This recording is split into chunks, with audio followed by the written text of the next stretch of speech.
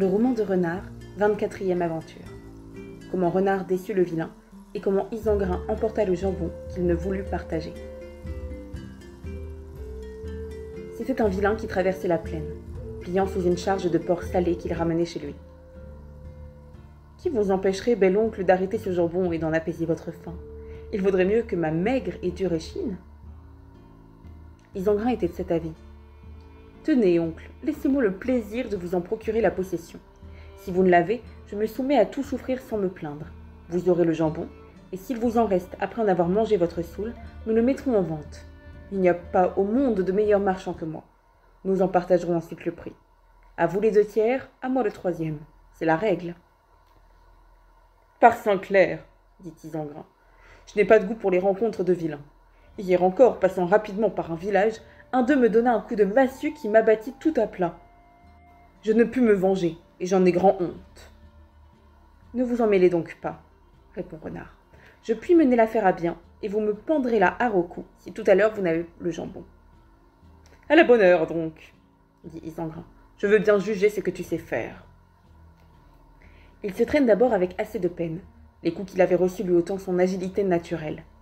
Mais à force de longer péniblement le bois dans un sentier couvert, il gagne un peu d'avance sur le vilain, et recourant à l'un de ses tours favoris, il s'étend le long du chemin, comme il l'eût fait sans doute dans le bois, pour se remettre des rudes épreuves que son compère venait de lui faire subir.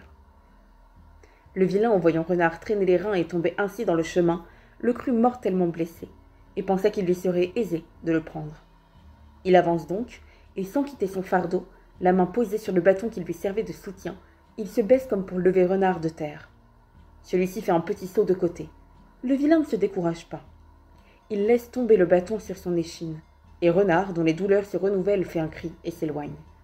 « Tout cela, dit le vilain, ne m'empêchera pas de coudre ta robe à mon manteau. » Mais entre faire et dire, il y a souvent bien à dire. Le vilain n'a pas fait 10 pas à la poursuite de Renard qu'il se voit obligé de mettre bas sa charge de jambon, afin de courir plus vite. Il la dépose donc à terre, et ne songeait plus qu'à joindre Renard, dont la peau, pensait-il, devait lui rendre le prix du porc qu'il venait d'acheter. Sans compter le tour du col qu'il garderait pour engouler son manteau. Isengrin suivait par curiosité, et sans trop d'espoir, les mouvements de Renard et du vilain. Mais quand il vit celui-ci abandonner son jambon, il pressa lui-même le pas. Il descendit dans la plaine, emporta la précieuse charge et revint d'où il était parti. Pour le vilain, il se croyait assuré de prendre le goupil quand il vit le loup retourner au bois avec son jambon. Renard, de son côté, n'avait rien perdu des mouvements d'Isengrin, et cessant aussitôt de ramper péniblement, il partit comme un trait d'arbalète, laissant le vilain entre la bête qu'il voulait prendre et le jambon qui lui était pris, s'arrachant les cheveux, maudissant Isengrin, Renard et la convoitise qui l'avait conduit à n'avoir ni l'écu, ni la maille. C'est ainsi qu'il revint chez lui, assez bien persuadé qu'il avait été ensorcelé.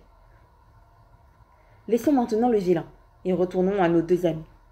Isengrin, à l'arrivée de Renard, était déjà repu. Le reste du jambon, il l'avait couvert de feuillage, afin de mieux le tenir au frais.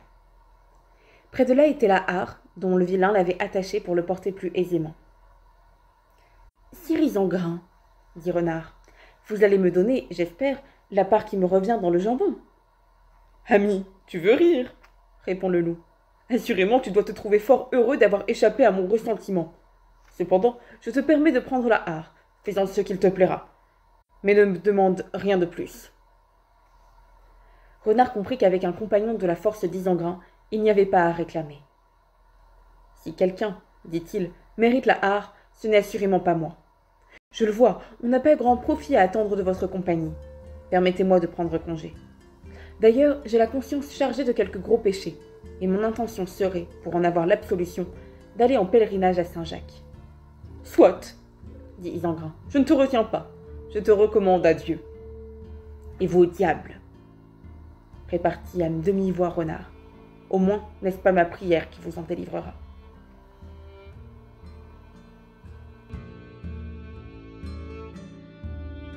Le roman de Renard, 25e aventure.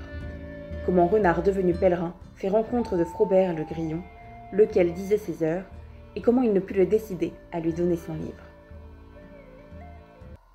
Le voilà donc en semblance de pèlerin, allant par monts et par vaux, près de la forêt, séjour ordinaire d'Isengrin.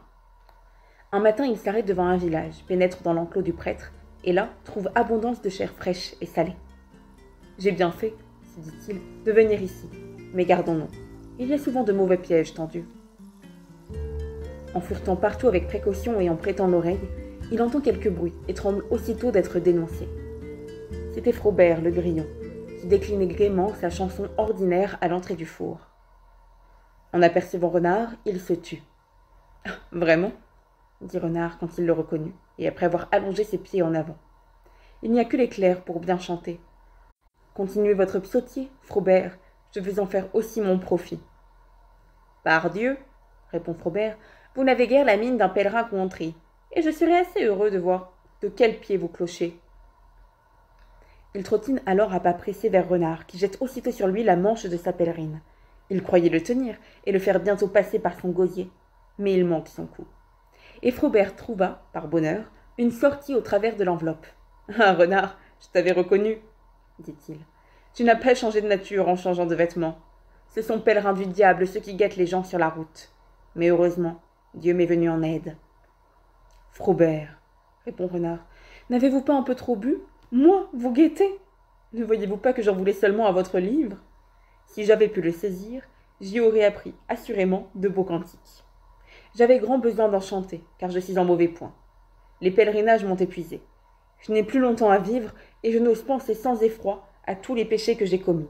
Encore, si j'avais un confesseur. Vous plairait-il, Frobert, de m'en servir? Car, vous le savez, je ne dois pas espérer rencontrer ici le prêtre que je venais voir. Il est, m'a-t-on dit, au synode. « Patience, répondit Frobert.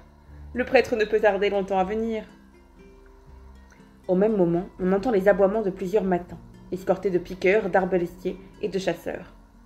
Renard aussitôt de jouer des pieds, il est aperçu. Les veneurs découplent leurs chiens. « Le goupil, crie-t-il à qui mieux. Oh là, Tabot, Rigaud, Clarambeau, Triboulet, Plaisance !» Mais Renard, de son côté, ne s'endormait pas. Dans la crainte d'être cerné, il revient, se tapit sur le haut du four, et demeure blotti jusqu'à ce que la meute se soit éloignée, en croyant toujours se rapprocher de lui. Or, cette meute réveille en même temps Isengrin, dont elle avait reconnu les traces. On le poursuit, on l'atteint, on le déchire à belles dents. Lui se défend avec courage. Plus d'un chien est mis hors de combat, les entrailles déchirées. Du haut de son four, Renard se faisait juge du camp. « Ah, bel oncle !» criait-il. « Voilà le profit du jambon que vous avez refusé de partager. Vous seriez moins lourd et plus dispos si vous aviez été moins glouton. » Mais ces mots, au lieu de décourager Isengrin, redoublent son ardeur. Il étrangle le premier chien d'un coup de dent. Les autres, plus ou moins déchirés, ensanglantés, abandonnent enfin la partie. Isengrin regagne péniblement son logis. Mais son plus grand mal est le chagrin de ne pas en avoir fini avec Renard, et de ne l'avoir pas étranglé quand l'occasion s'en présentait. Il n'est pas encore à bout, et l'ascension ne passera pas sans le rendre victime des nouvelles méchancetés de son beau-neveu.